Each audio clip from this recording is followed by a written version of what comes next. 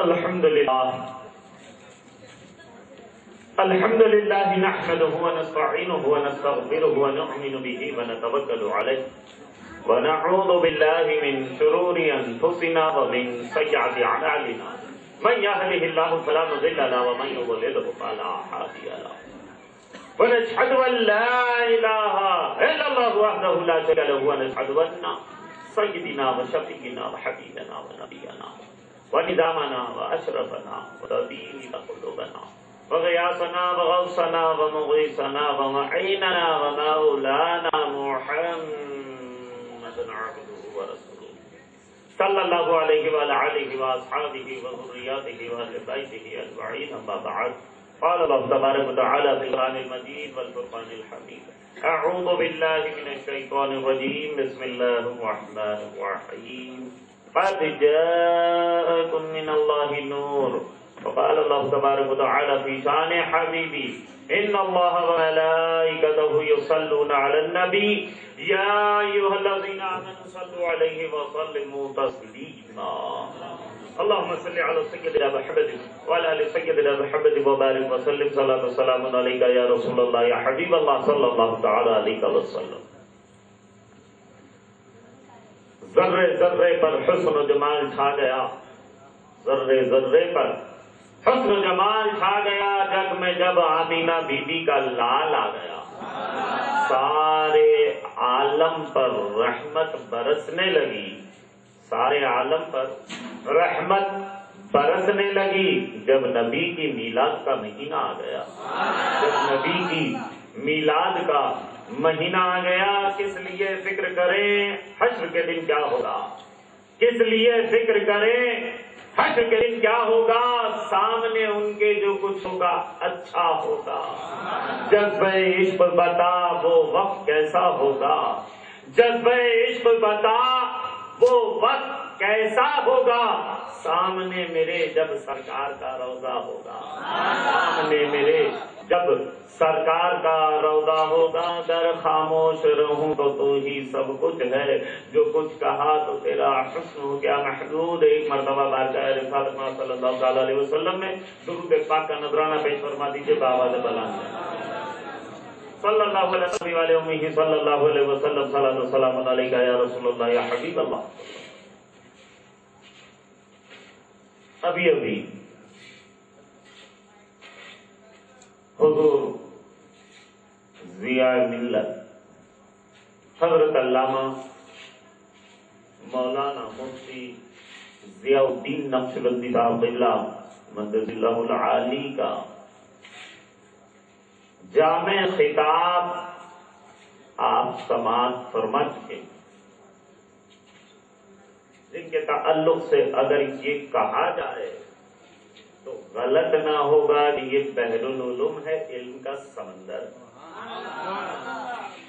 اب ظاہر ہے کہ جب آپ سمندر سے سیریاب ہو چکے ہیں تو پھر یہ خطرہ بھلا کیا ہو جا سکتا ہے. میں تو پہلے ہی اجازت چاہ رہا تھا کہ اب سلام پڑھ دیا جائے چونکہ 3 بج چکے ہیں، لیکن حضور ضیاء ملت نے مجھ سے فرمایا کہ نہیں آپ کا خطاب ہونا چاہیے. میں خطاب نہیں کر رہا ہوں کیونکہ ان کے تقریر کے ان کے خطاب کے بعد اگر میں یوں کہوں کہ میں خطاب کر رہا ہوں تو ایسا ہوگا جیسے سورج کے سامنے چراغ کو روشن کرنا. ایسی حماقت تو میں کر نہیں سکتا، لیکن حکم کی تعمیل بھی کرنا ضروری ہے، حکم ٹال نہیں سکتا. لیکن آپ کو گھبرانے کی ضرورت نہیں ہے کہ اب رات کے 3 بج چکے ہیں، نہ جانے یہ کب تک حکم کی تعمیل کریں گے. میرا بھی کوئی موڈ نہیں ہے کیونکہ لاتور سے آیا ہوں، مسلسل پہلی تاریخ سے یوں ہی رات کے 4 ساڑھے 4 گزر جا رہا ہے. کئی رات ہو چکے ہیں کہ میں سویا نہیں، مشکل 2 گھنٹہ یا 3 گھنٹہ موقع مل جاتا ہے.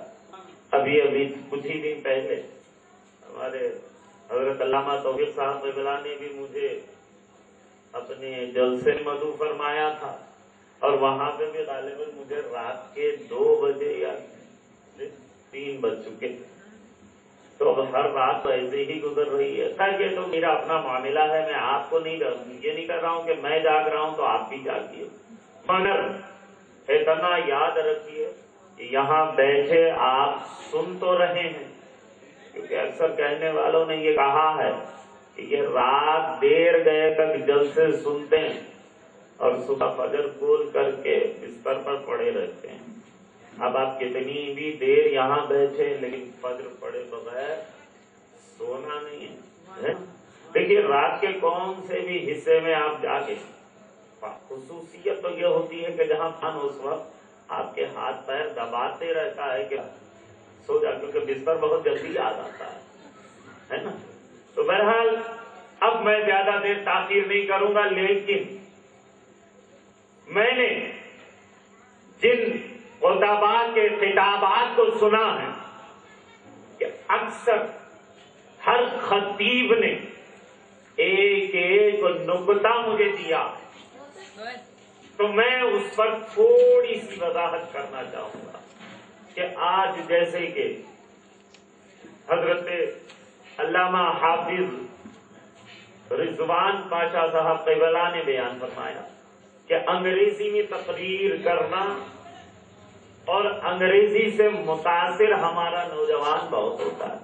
خاص طور پر ہمارے نوجوان ایسے ہوتے ہیں کہ بس وہ نائنگ، آپ نے دیکھا ہے نا اس ٹی وی پر اکثر میں نے نوجوانوں کو یہ کہتے سنا کہ یہ جو تقریر کرتے ہیں اپنی تقریر میں حوالے دیے جاتے ہیں، چیپٹر بتایا جاتا ہے، پیج نمبر بتا دیا جاتا ہے اور لائن بتائی جاتی ہے. تو میں پوچھتا ہوں بھائی یہ کون سی بڑی بات ہے؟ ارے یہ تو عقائد دین بتا رہا ہے، وہ دین بتا رہا ہے. ارے دین بتانے کے لیے چیپٹر، پیج نمبر یا لائن بتانا کون سی بڑی بات ہے؟ ارے جب عقیدے کی بات آتی ہے تو نہ کوئی چیپٹر بتاتا ہے، نہ لائن بتائی جاتی ہے، نہ پیج نمبر بتایا جاتا ہے. جیسا کہ آپ نے حال ہی میں سنا ہے کہ یہ کلپ ہر فون میں ملے گی، ہر سنی کے فون میں بھی یہ کلپ ملتی ہے کہ جس خبیث نے یہ کہا ہے کہ آج کے دور میں محمد صلی اللہ تعالی علیہ وسلم کو ماننا دونوں حرام ہیں.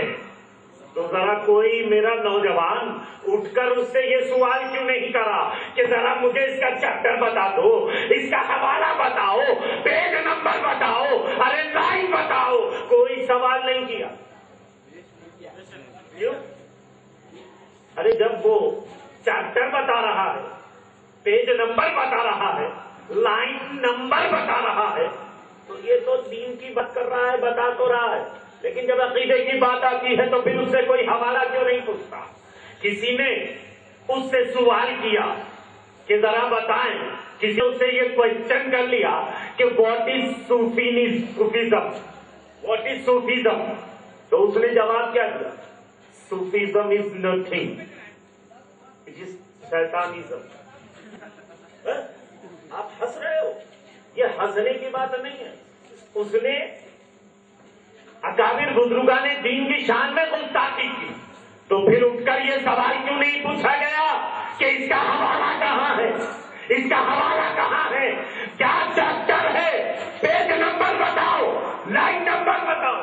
کسی نے سوال نہیں کیا. دیکھو دوستو، یہ آج جتنے اہل حدیث ہیں میں اس کی وضاحت کرنا چاہتا ہوں. تقاریر تو بہت ہو چکے ہیں، میں صرف یہ بتانا چاہتا ہوں کہ آج جتنے اہل حدیث اپنے آپ کو کہنے والے ہیں، ایک حوالہ تو حضرت علامہ مصطفیٰ شریف صاحب قبلہ نے دیا ہے جو اہل قرآن کہتے ہیں. یہ اہل قرآن اپنے آپ کو کہہ تو رہے ہیں لیکن اہل قرآن ہوتا کیسا؟ وہ اپنے آپ کو اہل قرآن کہہ تو رہا ہے لیکن اس بات کو واضح طور پر پوچھو کہ میں نے پوچھا کہ تو نے اپنے آپ کو اہل قرآن کہا تو یہ تو بتا کہ تو اہل قرآن کیسے؟ تو بولا کہ ہم پورے قرآن کو سمجھتے ہیں، پورے قرآن کو سمجھتے ہیں. میں نے آیت کی تلاوت تو کر دی لیکن ممکن ہے کہ وقت کی تنگی کے لیے میں آیت پر نہیں آؤں، لیکن جو بات میں بتانا چاہوں اس کو اچھی طرح سے ذہن نشین کر لو کہ میں نے پوچھا کہ تو اپنے آپ کو اہل قرآن کہتا ہے تو ذرا یہ تو بتا کہ تو اہل قرآن کیسے؟ تو بولا ہم پورے قرآن کو سمجھتے ہیں، پورے قرآن کو سمجھتے ہیں، اس لیے ہم ہیں اہل قرآن۔ میں نے کہا یہ تو بتا کہ تو قرآن کو سمجھا کیسے؟ تو نے قرآن کو سمجھا کیسے؟ تو نے قرآن کو حضور کی ہدایات کی روشنی میں سمجھا، یا پھر اپنی عقل سے سمجھا، یا پھر لغت سے سمجھا؟ اگر تو یہ کہے گا کہ ہم نے قرآن کو حضور کی ہدایات کی روشنی میں سمجھا تو پھر تو اہل قرآن کہاں ہوا؟ اور اگر یہ کہے گا کہ نہیں ہم نے قرآن کو اپنی عقل سے سمجھا تو پھر میں کہوں گا کہ تو قرآن پر ایمان کہاں لایا؟ تو اپنی عقل پر ایمان لایا۔ اور اگر یہ کہے گا کہ نہیں ہم نے تو قرآن کو لغت سے سمجھا تو پھر میں کہتا ہوں کہ یہ دعویٰ تو بالکل غلط ہے، کیونکہ کوئی بھی قرآن کو لغت سے سمجھ نہیں سکتا۔ یہ بات میں بڑی ذمہ داری کے ساتھ عرض کر رہا ہوں، کیونکہ یہ نہیں کہ یہاں پر اکابر علماء کرام کی موجودگی میں یہ بات عرض کر رہا ہوں کہ کوئی بھی قرآن کو لغت سے سمجھ نہیں سکتا، کیونکہ قرآن خود کہتا ہے آمنو کما آمن الناس، ایمان لاؤ جیسا کہ وہ لوگوں کا ایمان۔ تو یہ لوگوں سے مراد کون؟ یہ لوگوں سے مراد کون؟ تو سمجھ لو یہ لوگوں سے مراد صحابہ کرام رضوان اللہ تعالی علیہم اجمعین۔ تو اب اس کا تشریحی ترجمہ تو یہی ہوا نا کہ ایمان لاؤ جیسا کہ صحابہ کا ایمان تھا۔ تو صحابہ کا ایمان کیسا تھا؟ اب ہمیں یہ دیکھنا پڑے گا۔ میں اس بات کو واضح طور پر بتا رہا ہوں، جو اپنے آپ کو اہل قرآن کہتے ہیں میں ان کو باطل ثابت کر رہا ہوں۔ اگر یہاں کوئی ہے تو میرے سامنے آ جائے کہ دیکھو قرآن کہتا ہے لاؤ وہ ایمان جو صحابہ میں تھا۔ تو اب ہمیں یہ دیکھنا پڑے گا